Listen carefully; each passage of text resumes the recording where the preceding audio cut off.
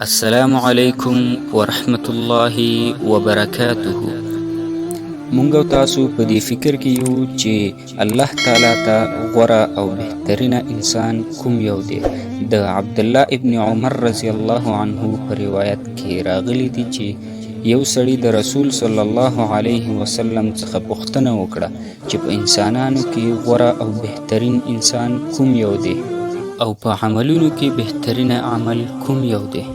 هغه صحابي ته رسول صلی الله علیه وسلم وفرمایل چې غوره انسان هغه دی چې نورو ته یې فایده رسیږي، او په عملونو کې غوره عمل هغه دی چې یو مؤمن بنده د بل مؤمن بنده په مصیبت او مشکلاتو کې مرسته او کومک وکړي، حاجت یې پوره کړي، قرض یې خلاص کړي او داسې نور.